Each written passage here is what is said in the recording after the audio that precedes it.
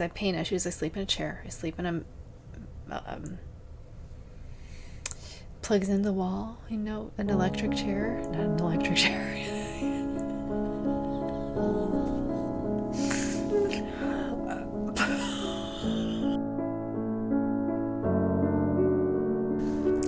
Hi everybody, welcome to the show. This is episode 54, December Dye Project. It's also our Podiversary. I don't know why we call them knitting podcasts when they're really vlogs. Didn't you learn this from, what was it, movie Channing Tatum and his daughter at the White House? And she's like, it's not a video blog, it's a vlog. I love Channing Tatum. Anyway,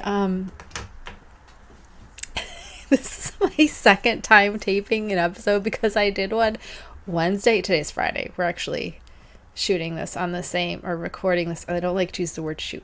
We're recording this on the same day because after this I gotta edit it and then put it out. So I did one on Wednesday that was so depressing. It was I'm like, I can't, like, I don't even want to, like, I'm watching it after I edited it and I'm like, I don't even want to be watching this episode. So you're welcome. I had this weird PTSD experience and it just wiped me out for the whole day. It was terrible. So Podiversary dye project. Oh, my first upload was on December 11th, which is Saturday. So 1 year of uploading videos, and I haven't missed a week, guys. I even gave an extra one. I gave an extra episode. So quick news: we are adopting Brianna. Wherever she went. And if you've been watching my Instagram, if you saw my Instagram post with her, you can see why. She was a singleton. That's what you call it, just one baby, because cats have litters of kittens. So, oh my gosh, one of them in one of the rescues just had nine, but not just because it's kitten season's over. They should not be giving birth anymore. Had nine of nine, and I'm like, The biggest litter I've taken in was 8, but I've had more than one litter at a time, so I can't tell you how many kittens the most number of kittens I've had at one time, because I don't know. It was probably close to 20, probably, because I was working with one rescue that would keep giving, and I'm like, I'm running out of room, guys. You gotta stop. Like, I don't work with them anymore, obviously. Hello, pretty girl. So she came in as a singleton. She was found in a trailer park by somebody. I guess somebody lived there. And her eyes were open. So she was really scrappy and angry. And like my first picture of her, she's screaming her face off. So she just needed a couple weeks to be on the bottle before she could be weaned. She was not like in danger. It wasn't like she was a day old. Usually I get them, they're within 1 to 3 days old and they still have their umbilical cords, and then you're kind of worried. But I wasn't worried about her because I was like, she's gonna be fine. She had some fleas. We gave her a bath as soon as she got in here, and maybe that's what made her angry. I don't know, but she's been fine. So they're like best friends now, and they take turns eating out of the same dish. I give them both separate dishes. He has his hard food in one. She has her, kitten kibble in the other one, and they'll eat each other's food, but they'll eat out of the same bowl and just take turns. One will eat and then pick their head up, and then the other one takes a bite and fix it. Like, so they drink out of the same water bowl. And then yesterday, he was coming into my foster room where she was kept and using her litter box, which used real litter. I don't use real litter. He uses those pine pellets, because I can't stand the thing of litter. So he had been coming into her pen to use her litter box, I think because there was like real cat litter in it. So then yesterday I caught her out here in his litter box using it, because no one used her litter box the other day. And I was like, no one used the litter box all day?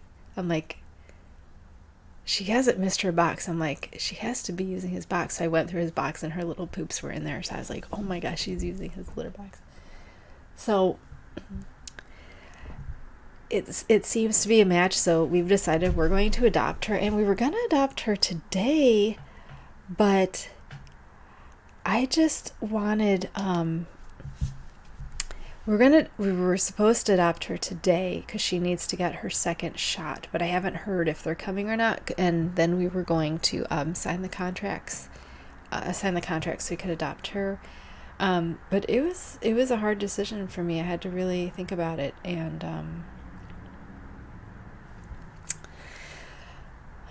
because that cat, Tormund Giantsbane, is like the most important thing in this world to me. Don't tell Lola. I love that cat more than anything in the world. He is so special to me because he was supposed to die and he didn't die, and I saved him. And he thinks I am his mom. I was the first human he saw. He thinks I'm his mom. He is the best cat. Look at how he is to these fosters. Like he's cleaning her. Like he's her dad or something. Like he's the best. He does this to my fosters. He's such a good boy. I just love him so much. And I didn't want to do anything that was going to ruin him. Like, I didn't want any harm to come to him at all. And he looks so happy. They just look so happy, and they're running around and playing. And I think he really needed a buddy. So I think she's the perfect match. She matches him with her energy. And she if he doesn't want to play, she'll come find someone else. She'll play with me. She'll play with my husband. She'll play with the dog. She'll beg for food. She's content to play by herself. Like, never misses her litter box, just like him. He's always got his litter box, which is like a requirement to stay here. He must be completely litter box trained. Because I absolutely hate, that's the worst part of having cats for me, is cleaning a litter box, because I freaking hate litter boxes so much. I don't mind the pine though. Like my bedroom, I put a little litter box in there for her with the pine in it, because now I know she's using the pine. I don't mind the pine smell, but that like cloud from the litter, I don't like it all. Gross. Ugh. Chuck's out again. Doing yard work, yay. Okay, do you see her just sitting up? She's got a little white mark on her chest, like a pendant, like a necklace right there. It's so cute. Anyway, let's get to the episode, because we're doing dye project today. This is probably going to be the last episode we do out here, because when I filmed on Wednesday, I filmed in my craft room, and it was still pretty dark. So since it was 29 degrees that day, and today it's 52 degrees. It's like 52 degrees. I'll come back out here for that. Well, we start with, I'm wearing an under thing, but I'm wearing a hand-me-down sweater it's got a skull on it. One of my friends gave to me. Look at my beautiful skull earrings. These are from Black Magic Jewelry from Poland that I got, and I have a bunch of her stuff. I've worn her bat ones before, and I went nuts at her shop and spent way too much money and bought like everything. Because these earrings are, I think they're like 3D printed, maybe. They're acrylic, I think. I love or not 3D printed, whatever they're making acrylic out of now. But anyway, she's got so much good stuff in there if you like Halloween-y and gothic. She's got wolves, she's got moons, pumpkins, ghosties, bats, vampire stuff. She has ones that say "bite me" with like bloody. Oh, I got those too. Cauldrons. She's got great stuff. So, and the shipping doesn't take that long. It takes like a week to get here. Well, mine took a little more because I think she needed more time to make a bunch of things. Because I ordered so many. I ordered like everything. Because I asked her, I'm like, do you want me to like order a couple at a time, or do you want me to put in one giant order? Because I want like one of everything. And she's like, do one big order. So I said, okay. So we did that. Anyway, that's what I'm wearing today. I will link her below because she's amazing. think they're like $11 a piece or something like that. I don't remember. So I'm not wearing anything else. This is a KnitCrate top that I'm sure I've talked about. So let's go right into whips. We're going to start with the sweater. And miracle of miracles, I have finished the first skein. And I ended up not doing the pattern we talked about. I ended up doing the Compass sweater by Claire Jackson of Perfectly Knotted. Oh my god. Here, look at this black thing that you can't see at all. So it's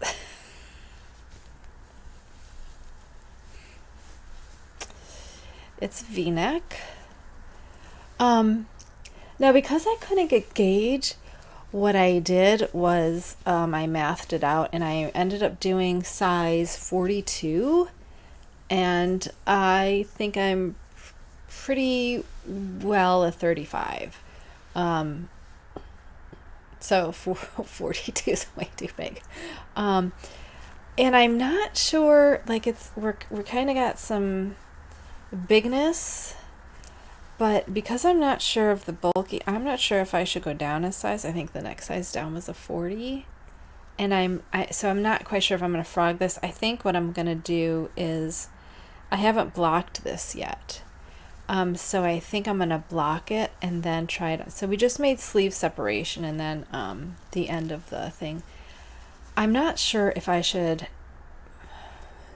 do one more skein, because that might give me a better feel for how it's going to fit, because it's only like 120 stitches around, right? So it's not like that many.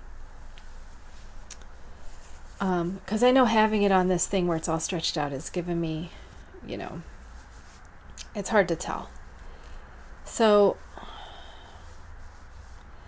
I'm not sure if I should do another few inches, because I have 4 skeins of black, so I was going to use one for each sleeve, right? And then another one for the body, and then I have 2 green that I was going to do for the rest of the body. I haven't really decided what I'm going to do with this, so I think I might block it.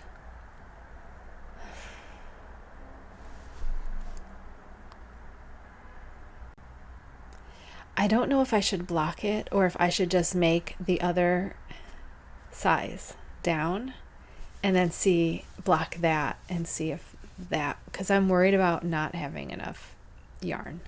I don't know why I'm worried about that, but I am. As I was saying, well, if I can just cut out crap that happens. The next whip is the top. This is the Audine wools, I forget. It's got alpaca in it. We're almost done. I've got 100 and no. I'm almost at 100. I'm at 17 and I need 25 for the other half of the 25, so I'm 8 rows away from 100, right? 8 plus 5. I mean 8 plus 7 is 15, right? Yeah, because 8 plus 8 is 16. Okay. So then I'll have 20 more rounds to go. I feel like this is taking forever.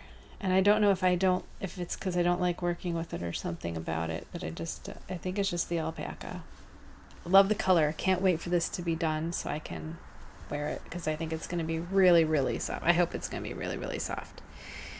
So this is going according to plan. This is the DK, no, this is the worsted weight that we're treating like DK. So we'll see I'm still waiting to see what happens, because I have other ones too. Right? So this is the sweater is getting done Monday through Friday during the day, and then this is what I work on after 5 o'clock. So then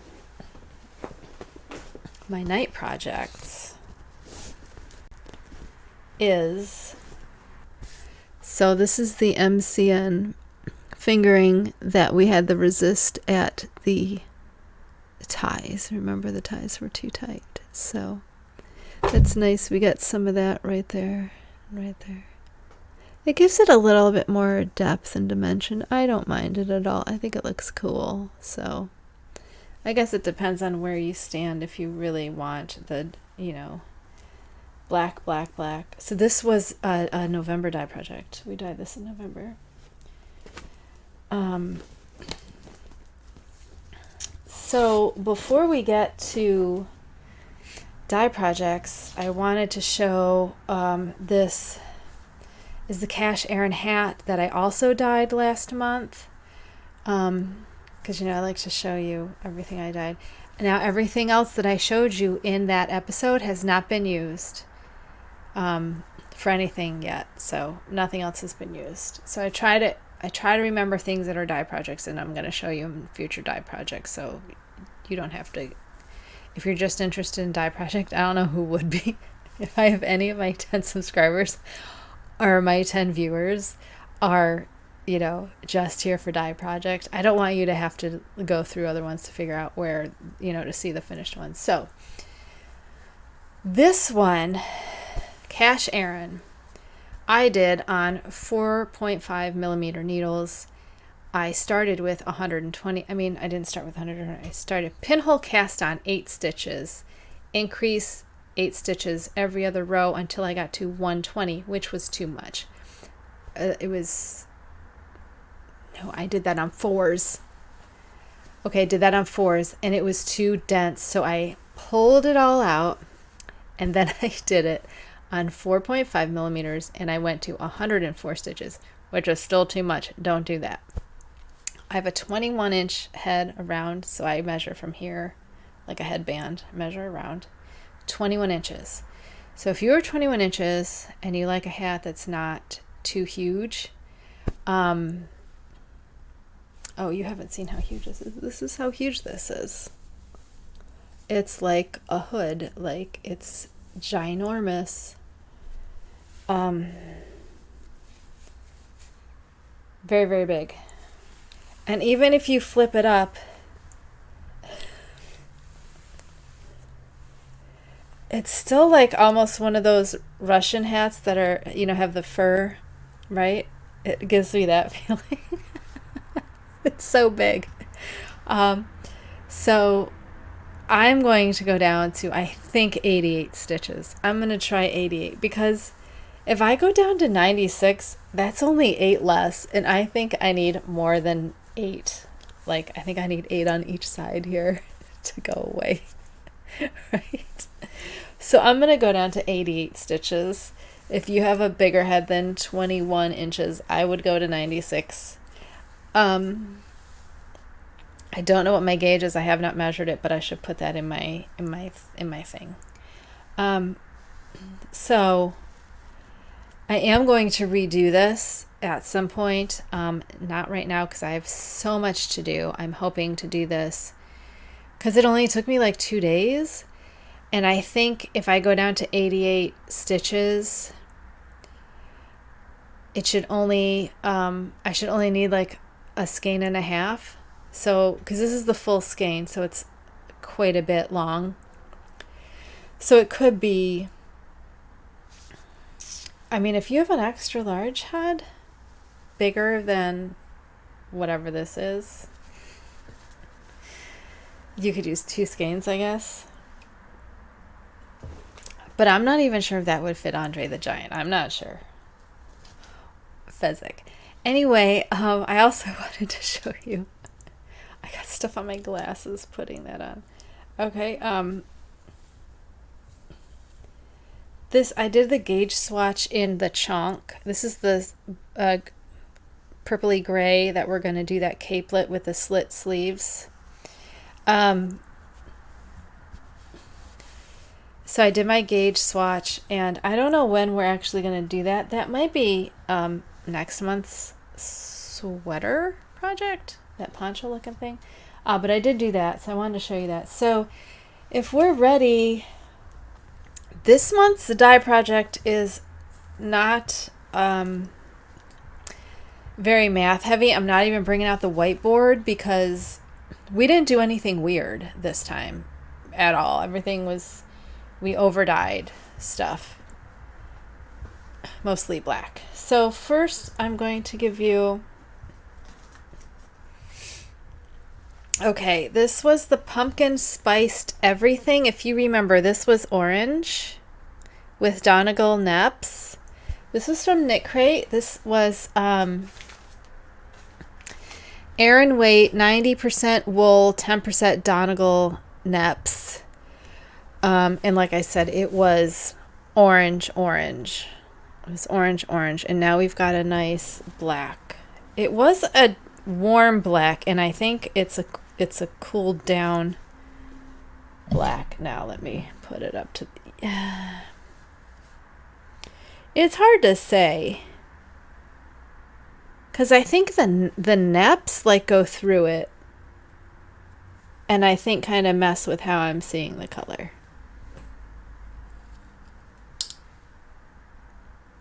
Yeah, it seems black, not a warm black, but like you can see here. Can you see here that the neps,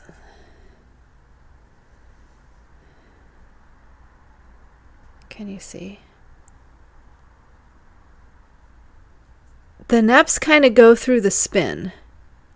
Okay, so they're kind of spun all the way in, and those don't pick up color.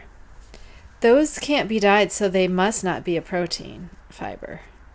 I'm not sure what Donegal Neps are made of, other than Donegal is a tweed from Ireland, I think, or Scotland, one of those. Geography is not my strong suit at all. So,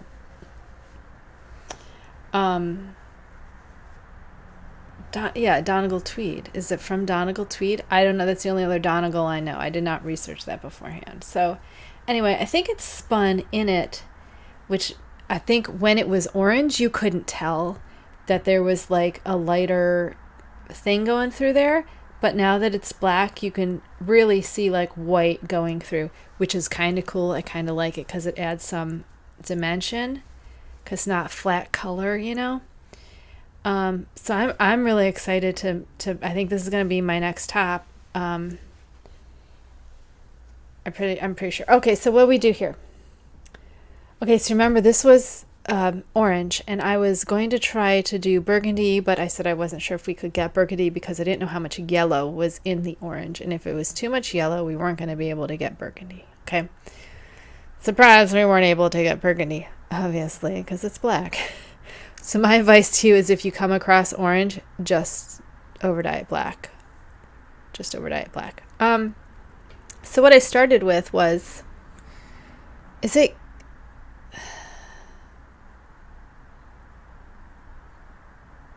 Cabernet? It's Cabernet, right? Because I always want to say cabaret, and I'm like, no, that's dancing. So Cabernet from Dharma.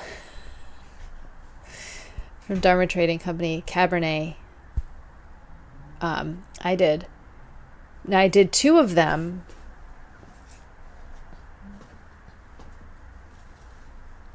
In the same pot, okay? 2 in the same pot. So I first did 0.5 grams, which would have been 0.25% depth of shade, because it's getting cut in half because there's 2. So I did 0.5 grams. And I don't remember what it looked like. And I did another 0.5 grams after that. And it still wasn't going. I think at that point I was like, I don't think we're going to get there. I think I couldn't get there. So what I did was I did 1 gram of Dharma's True Black. And that gave me a warm brown. So I did another 1 gram of True Black, and I was still getting a warm brown. So then I decided to add 2 grams of the ProChem Wash Fast Black. I don't know what they call it, but the ProChem Black. And the reason I did that is because Dharma's True Black, if you're using it at a high depth of shade, like 1% or more, no, 3% or more. So 3, 4, 5%, you're using Dharma's True Black, you will get a black, okay? But the undertones of Dharma's True Black is purple. So if you go less than 3, like if you go 1%, 0.5%, 0.25%, you're going to get a purpley gray. It's not even a gray. You're going to get a purpley gray. So because it was coming out a warm brown, I thought that was the purple was reacting to the red and the yellow and was keeping that brown going. So I wanted to, even though I'd only used 2 grams of Dharma, I was like, let's just not take the chance. Because ProChem, you can get gray if you go lighter. You can get gray. So I was like, that'll get rid of the purple altogether. Won't have a problem. Not that I have problems. I've never had problems with Dharmas getting me black, but I didn't want to go to 5% black on this because I wasn't clearing all the way. I was getting purple in the pot, and I don't know if the purple was coming from the Cabernet or the true black. So I was just like, let's just take purple out of the equation and go with straight black. So that's what I did, and it came out great.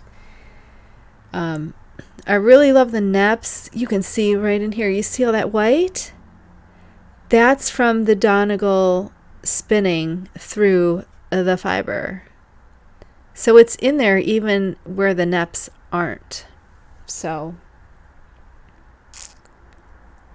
I really think this is going to be a warm shirt. Very excited for this one. This is another Audine Wools Haze.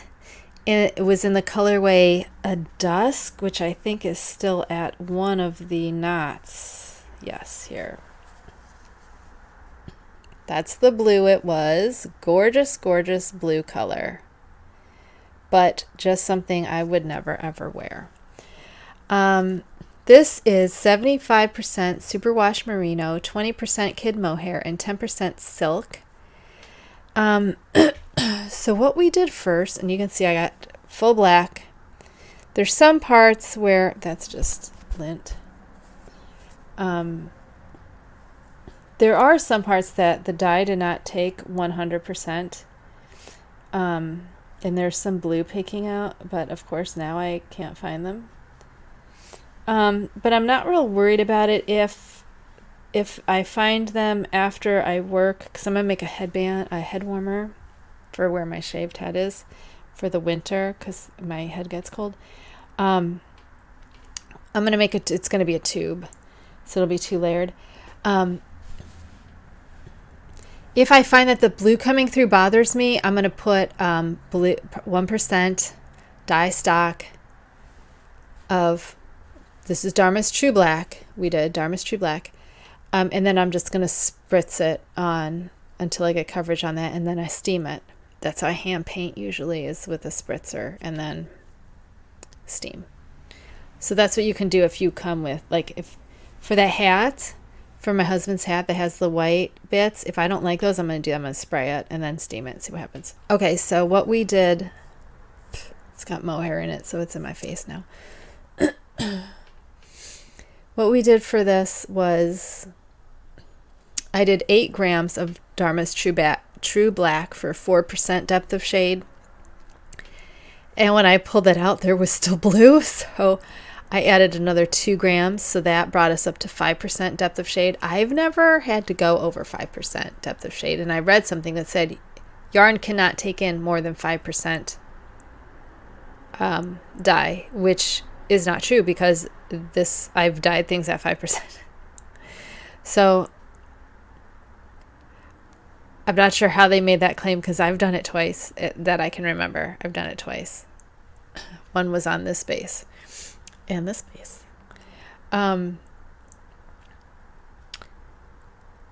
Maybe it was a certain type of wool. I'm not real sure. But anyway, so this had a total of 5% dye, 5% depth of shade. So total of 10 grams of Dharma's True Black, and we got black.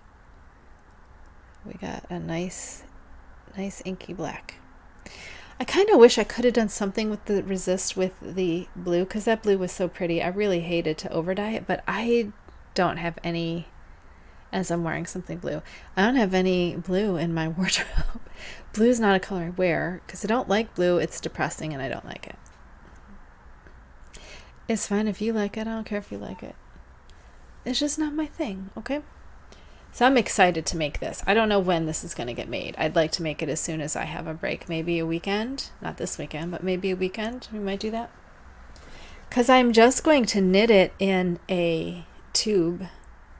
And then, like, hand knit it, though, in a tube.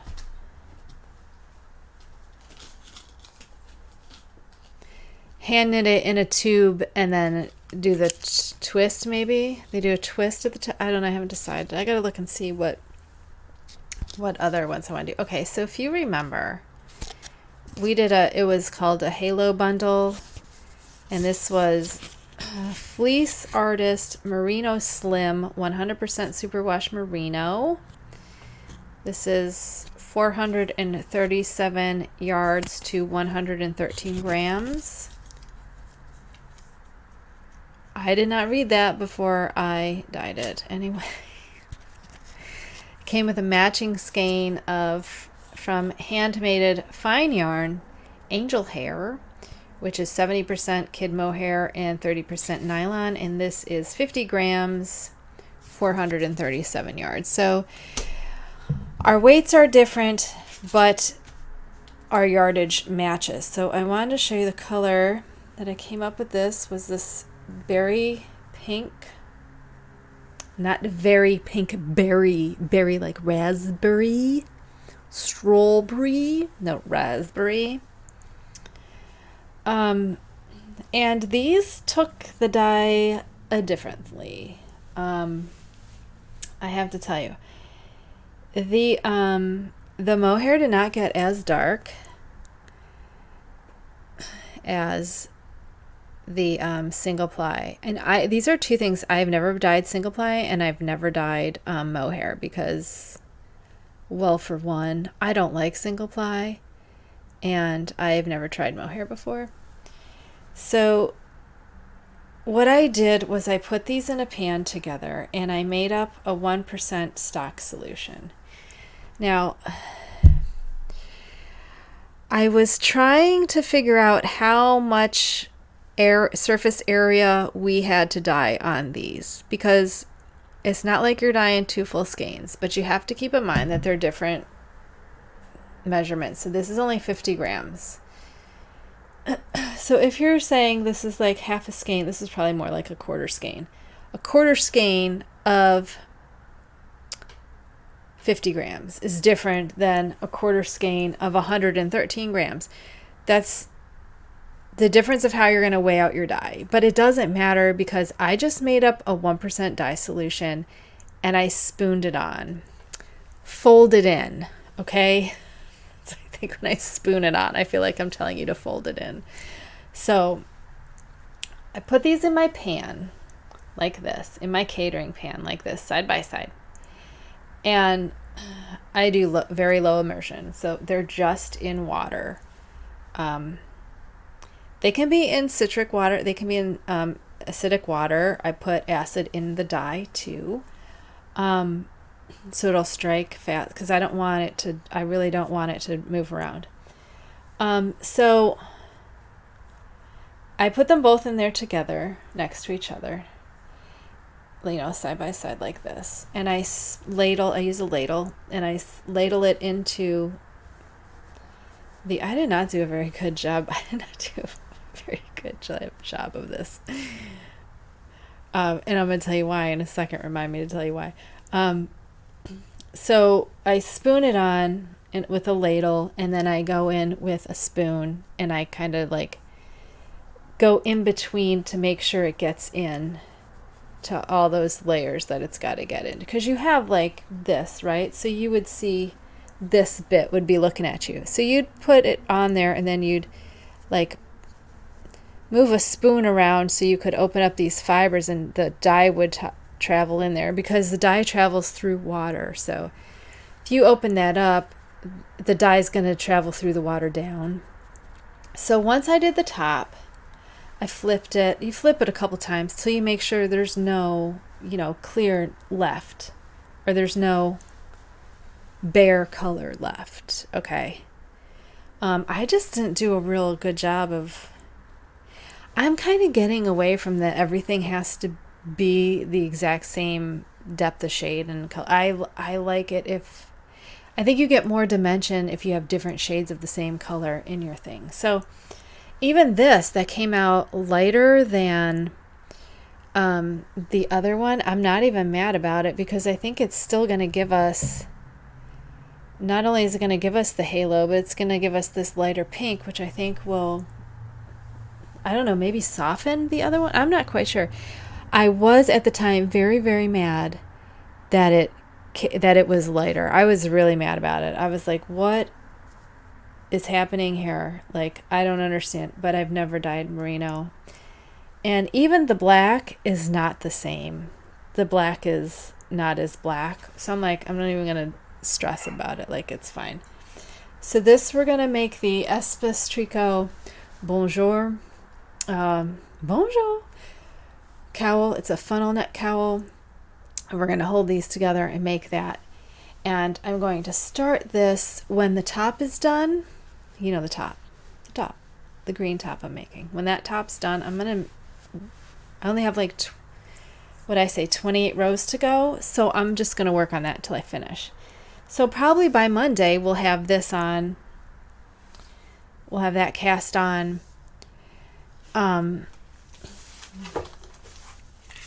Maybe we'll do the head warmer next weekend, because I'd like to have that done before I shave my head again. So today's the 10th. So yeah, the 17th, 18th, 19th, we could do that. Oh, I didn't tell you the color. What am I doing? The color I used, duh. Well, you know the technique. So I used, color was 50% deep magenta and 50% silver gray. And that's because I looked at my swatches, and that was a deep berry color that I wanted to do for this project. And you have to remember that whatever you make, I made my swatches on platinum sock, fingering weight platinum sock from Wool to Die For.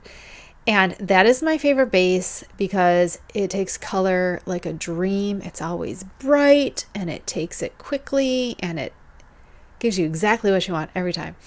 So looking at that swatch, I knew, okay, you're going to something totally different. You're going to single ply and a mohair. So we're not sure what this color is going to do to us, but it worked out fine. Obviously they're different colors, but look at them together. I think that looks just fine. I don't see any problem with that at all. Oh, I'm so excited to do this. Like, I am so excited to have a mohair project. This is like the one thing I wanted to do this year, that besides the shorts, that I really, really wanted to do. And I'm so excited that I'm like almost there. Get that top done, then we'll do. So I made a 1%, so I did 1 gram of dye. However, I typically, when I do the ladle, I typically do 200 milliliters of water, because that is what my thing holds. I have a clear mixing bowl with a handle and a spout, and that is where I mix it up when I'm ladling, because it's easy to ladle. The ladle fits all the way down into it.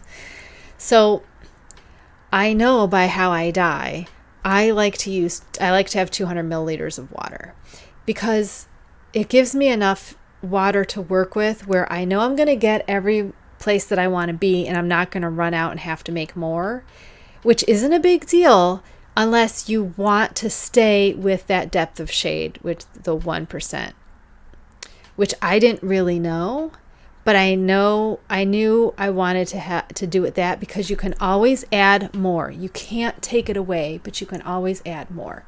So if this had taken any more color, I would have made more. I would have made this match, but it just wasn't taking any more. So I could have put more because some of this is a light pink, but like I said, I've been getting away from the perfectly matching dyes, and I kind of like when they're different. It just gives me more depth and dimension, and I like that about indie dyed yarns. I think that's the fun part about indie dyed. I don't even mind when you get resist at the ties. I think that's another part of indie dyed yarn. So I'm happy to keep all of those ones that when I die that work out that way. I'm fine to keep those for me. That's fine. They can go in the bin for me. That's not a problem. So is that everything for then? Low immersion in a pan, 1% spoon on. So that's what I did for this. Okay, so next week is a surprise episode because I don't have anything for that at all. And for our episode that comes out on New Year's Eve,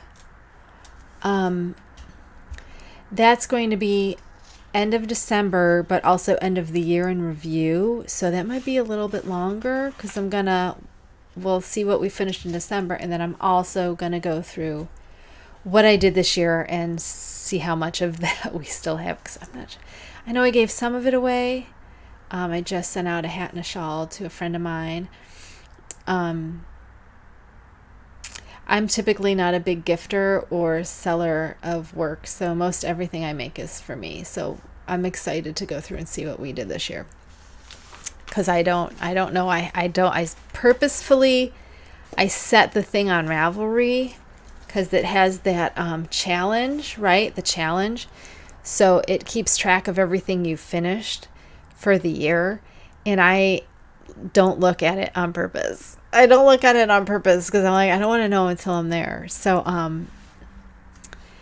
hopefully we'll have all these. So what else did we have first? So we have the Bluky Sweater. Now that sweater is going to be, the black one is going, the black V-neck is going to be, it's either going to be color black or something like the Witchling at the bottom. I haven't decided yet.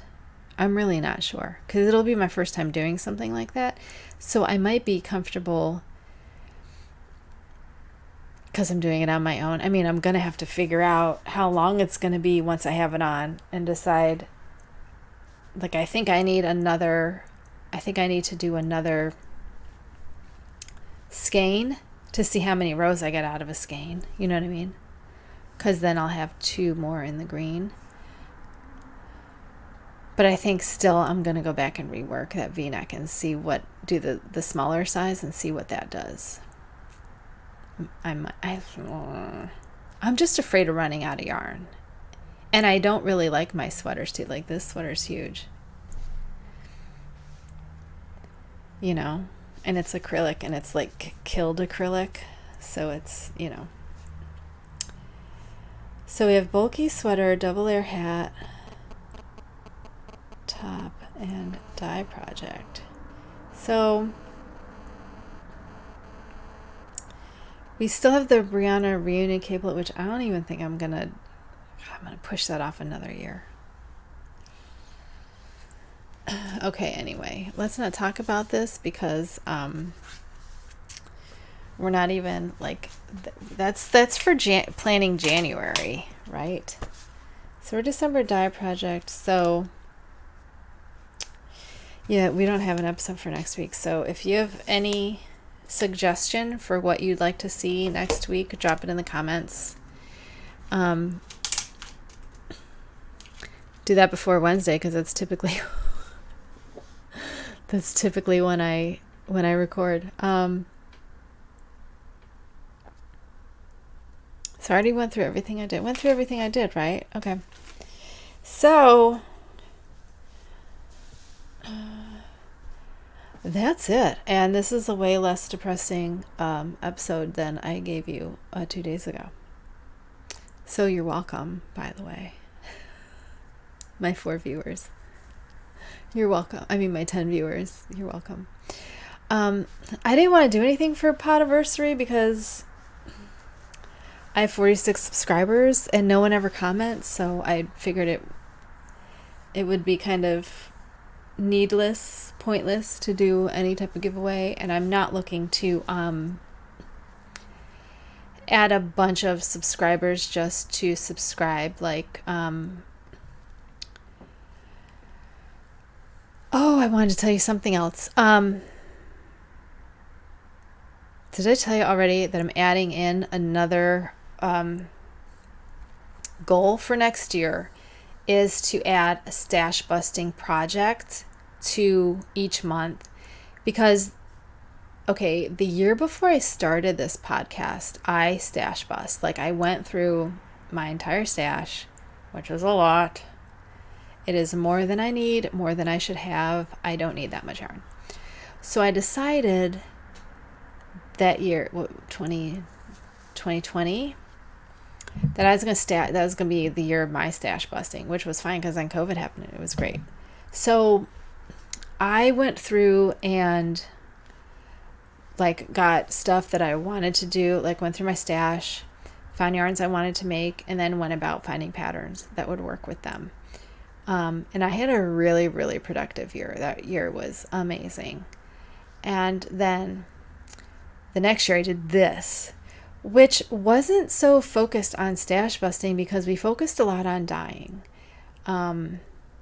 which was also something I wanted to do. So but every time I dye, I'm adding to the stash. Like I'm adding, that's something that could have come from the stash, which means I'm not making something from my stash. So as much as I like the dyeing, and I do still want to do the dyeing, I want to add in for our dye projects. Last year I made the rule that they had to be plain. This year I'm breaking that rule where we can do over dyes as our dye project, because I do want to use up stash, and a lot of using up my stash is over dyeing stuff. So it's a color I'll want to use if it's a base I want to use. Otherwise I'm probably gonna do a destash again and try to get rid of some of that crap. Anyway, I feel like I had a point before this that I forgot about. When you come here to watch this show, I want to help you with certain things, and one of those is stash busting. I want to help you with stash busting. I want to help you with scheduling your time, and I want to help you with learning to dye if that's something you're also interested in. So those are the three things I do well. I stash bust. I plan my time like I'm a superhero, and I dye.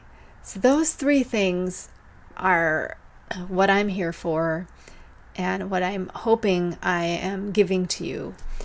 So I'm kind of excited that our anniversary, our Podiversary, is on a dye project episode. That really makes me happy because dye projects are probably my favorite episode.